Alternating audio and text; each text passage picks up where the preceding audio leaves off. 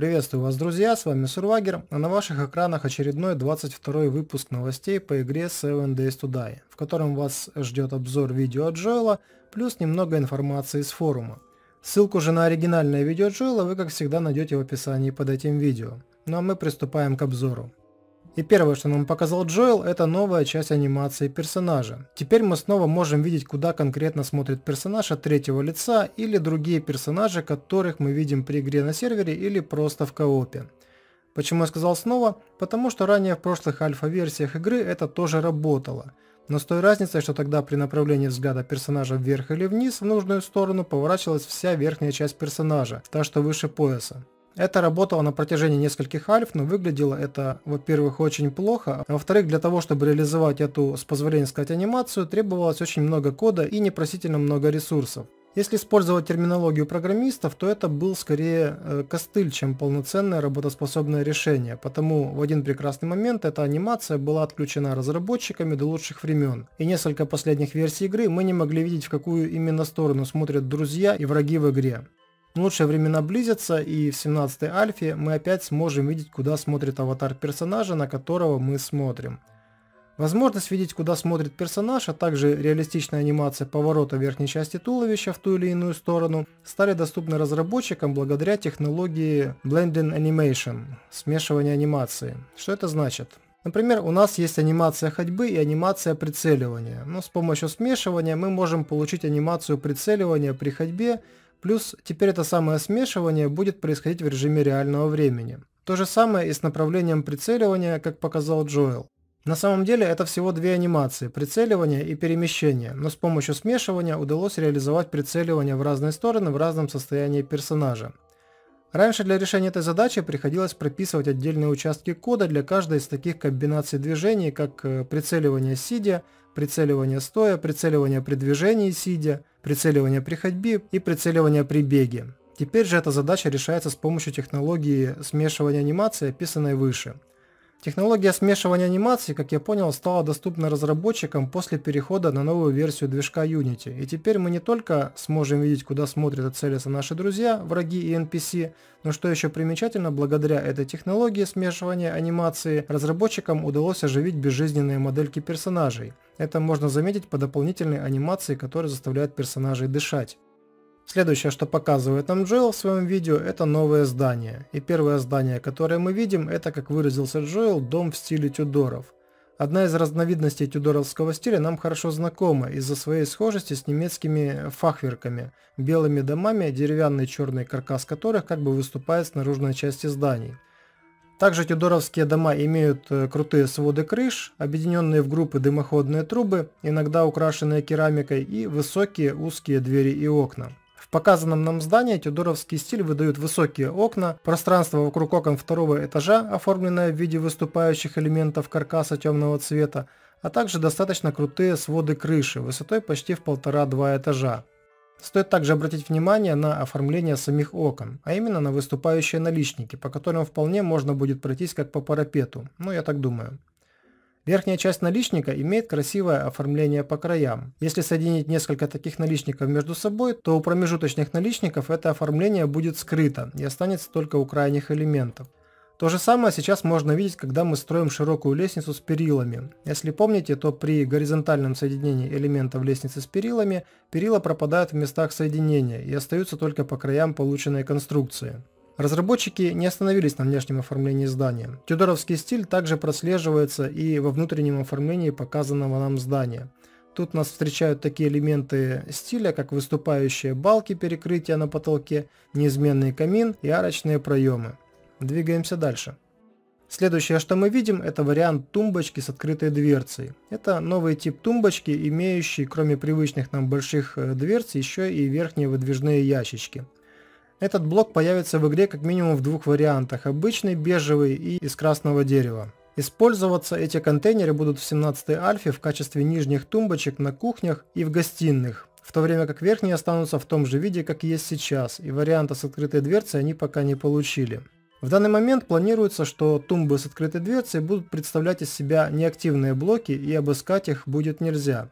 Это, со слов Джоэла, будет нечто вроде вспомогательных элементов, благодаря наличию которых мы будем понимать, где можно что-то найти, а где уже пусто, и это по задумке разработчиков должно будет экономить наше время. Джоэл говорит, что это не окончательный вариант, и возможно ящики с открытой дверцей также можно будет обыскивать, но шанс, что там можно будет что-то найти, будет очень сильно снижен по сравнению с закрытыми ящиками.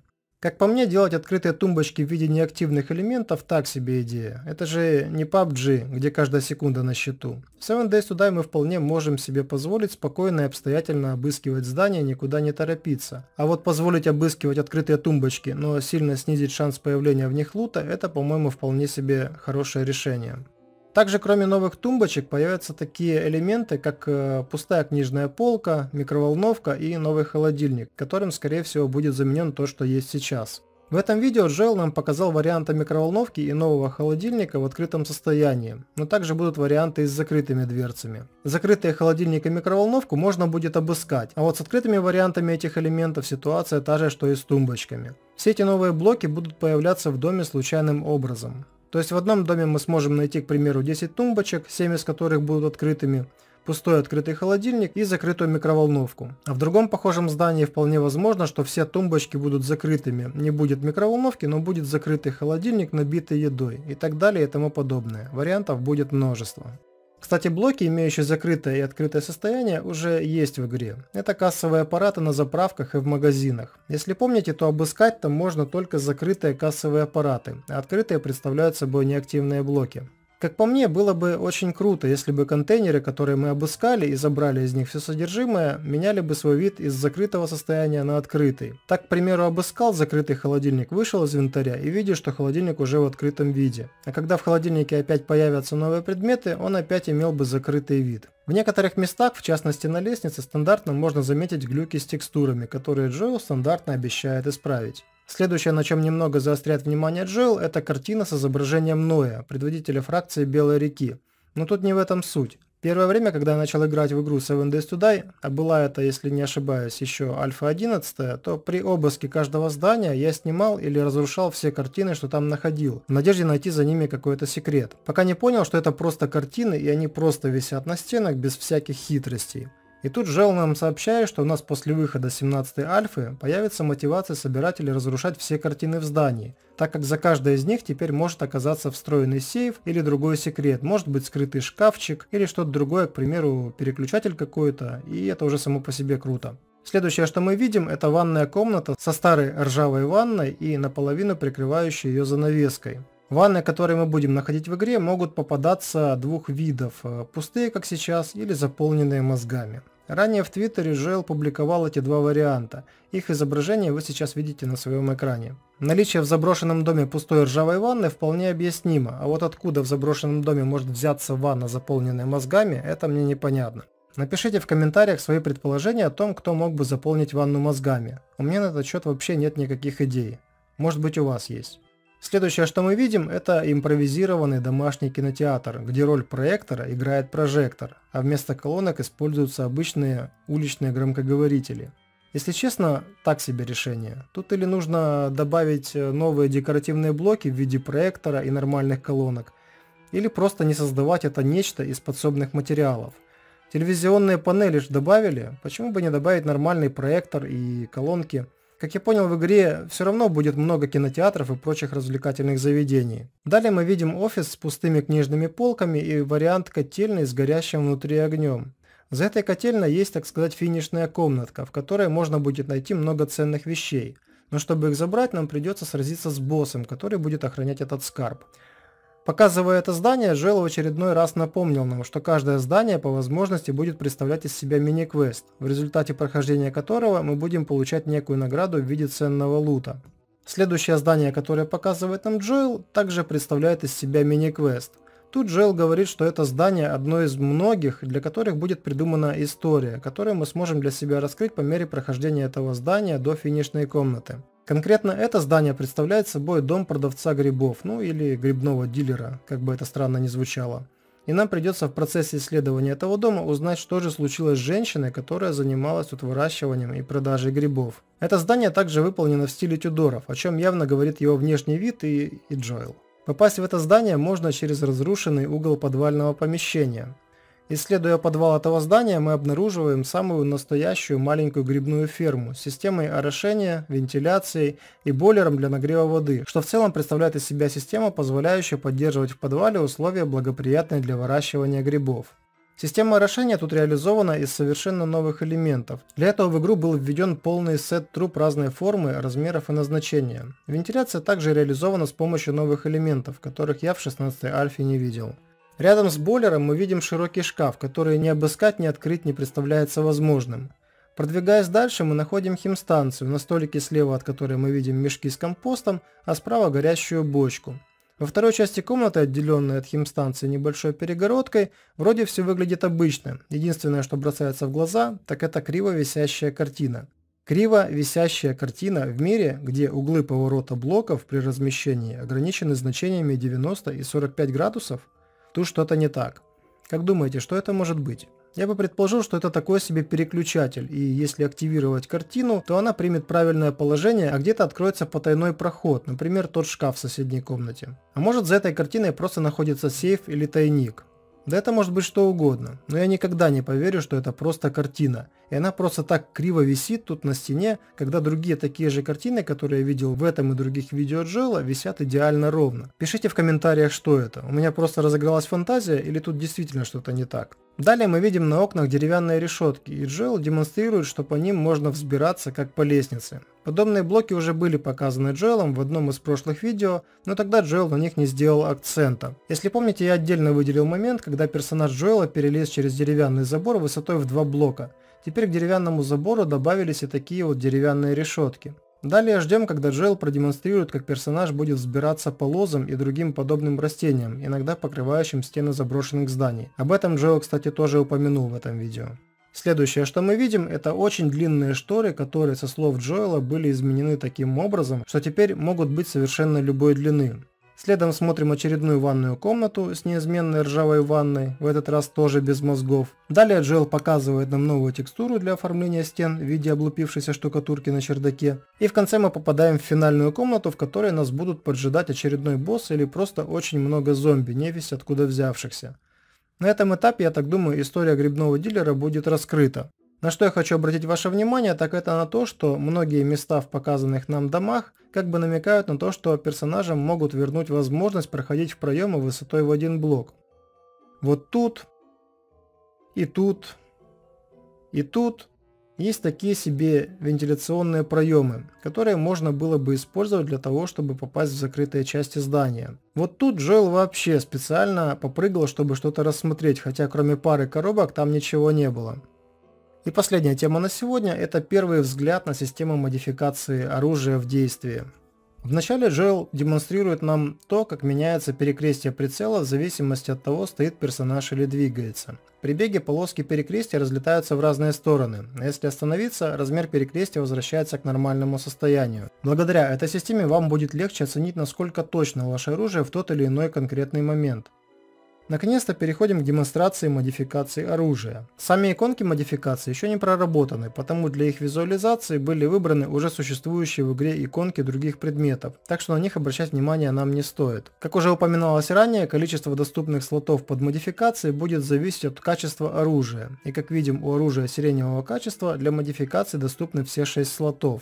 Первая модификация, которую нам демонстрирует Джоэл, это дульная насадка для дробовика, которая в простонародье называется утконос. Установив эту модификацию, сразу можно увидеть, как меняется форма перекрестия прицела. Перекрестие становится шире за счет смещения в стороны боковых полосок. Это дает нам представление о распределении урона от выстрела при использовании этой модификации. Благодаря этой насадке при выстреле из дробовика разлет дроби идет не по радиусу от точки вылета, а в горизонтальной плоскости. И угол разлета дроби в этом случае получается больше, чем без насадки. Такая насадка будет крайне эффективна против толпы зомби, так как позволит нанести хороший урон по головам или ногам максимальному числу зомби, если выстрелить на соответствующем уровне. Далее Джоэл попытается показать модификатор магазина, который должен был бы, по его словам, увеличить емкость магазина дробовика с 8 до 11 патронов. Но этого не произошло, и Джоэл решил, что это баг. Газ по этому поводу на форуме написал, что модификация рабочая, и с точки зрения программиста все работало как положено. Дело оказалось в том, что качество модификации было настолько низкое, что после его установки допустимое количество патронов в магазине увеличилось с 8 всего лишь до 8,8. То есть фактически магазин увеличился, но недостаточно для того, чтобы в него поместился хотя бы еще один дополнительный патрон. Как я понял, если бы дробовик был серого или желтого качества, то модификация серого качества вполне могла бы увеличить емкость магазина на 1-2 патрона. В общем, это не баг, а небольшая недоработка, ну или может фишка такая. Зато мы знаем теперь, что модификации будут иметь качество, от которого будут зависеть их характеристики. Качество оружия будет влиять на количество доступных слотов модификаций. От качества оружия теперь также будет зависеть, модификацию какого качества на него можно будет эффективно установить. И я уверен, что это малая часть того, что уже есть и о чем разработчики нам молчат. Что еще было показано во время тестирования модификаций оружия и в самом начале видео, это появляющаяся полоска здоровья врагов. На форуме люди сразу начали возмущаться, что это слишком упрощает игру и что эта полоска вообще не нужна, на что Джоэл ответил, что хочет посмотреть, как запоют противники наличие этой полоски, когда встретят первого нормального босса в игре. То есть получается, дикий, радиоактивный зомби-коп это как бы так себе босс, и с настоящими боссами нам еще предстоит встреча. И завалить нам босса будет так сложно, что без полоски здоровья обойтись вообще никак? Неужели в игре появятся зомби, у которых будет частичная невосприимчивость к определенного рода урону, и полоска здоровья будет нам просто необходима для того, чтобы понять, какое оружие лучше всего использовать против каждого определенного босса, а какое оружие будет просто бесполезно? Вот это уже интересно, вот это уже интрига. Теперь, что касается вообще присутствия полоски здоровья в игре. Со слов Джоэла, она скорее всего будет появляться только у боссов, и я с этим полностью согласен. Поясню, если бы не было полоски здоровья, то нам все равно нужно было бы как-то понимать, наносит ли боссу достаточно урона выбранное нами оружие или нет. Это можно было бы реализовать отлетающими от босса кусками брони и плоти, изменением скорости передвижения, изменением стиля передвижения и прочими визуальными показателями того, что выбранное оружие и тактика приносят ожидаемый результат. Или это можно реализовать просто полоской здоровья. Игра от этого никак не упрощается, тут скорее для разработчика упрощается реализация сильного босса в игре и механика индикации изменения его состояния в ответ на наши действия. Потому я не против полоски здоровья, но только если она будет появляться исключительно у боссов. На этом обзор можно было бы и закончить, но тут я хотел бы пройтись по трем неочевидным моментам видео, на которые Джоэл специально или случайно не сделал акцент, но которые, по моему мнению, весьма интересны. Итак, давайте начнем, наверное, с конца видео и двинемся к его началу.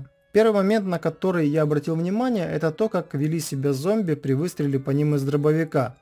Обратите внимание на то, как падает зомби и как потом встает. Теперь, когда выстрел сбивает зомби с ног, уже не срабатывает стандартная анимация падения, как это сейчас происходит в 16-й альфе. Теперь отрабатывает рэгдолл. Зомби отлетает на небольшое расстояние, падает, и тело зомби принимает совершенно случайное положение, как это происходило в одном из прошлых видео, когда Джоэл сбивал зомби на мотоцикле или на машине. Следовательно, если у обычных зомби не будет появляться полоска здоровья, то нам уже в разы сложнее будет определить, встанет зомби после очередного выстрела или с ним уже покончено, что, как по мне, очень реалистично.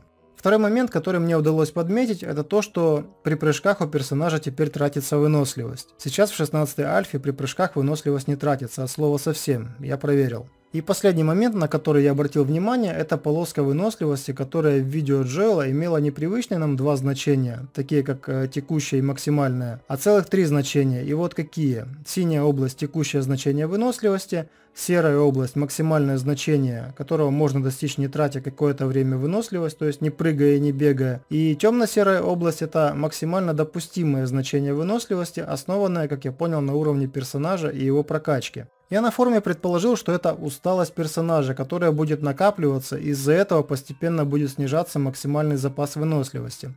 Роланд ответил, что эта непонятная серая область имеет намного большее значение, чем просто усталость, и выразил надежду на то, что Газ прояснит ситуацию в ближайшее время. На момент записи видео Газ ситуацию не прояснил, потому имеем, что имеем. Может быть, в очередном выпуске новостей с форума эта информация и появится, но пока что это все, что есть. Ну что же, на этом наш обзор подошел к концу. Я постарался максимально подробно разобрать то, что было показано в видео Джоэла, а также дополнить этой информацией с форума. Думаю, будет справедливо, если вы поставите этому видео свой честный лайк и поделитесь этим видео с друзьями. Также жмите колокольчик, чтобы не пропускать новых видео. Это особенно актуально для тех, кто хочет быть в курсе последних новостей игры 7 Days to Die. И тем более это важно, если учесть, что видео на моем канале выходят нерегулярно, а только тогда, когда новостей набирается на полноценный выпуск. Также я жду ваши отзывы и мнения в комментариях касательно модификации оружия, новой системы выносливости и всего остального. Пишите, не стесняйтесь. Возможно, до Нового года выйдет еще один выпуск с новостями с форума, но это не точно.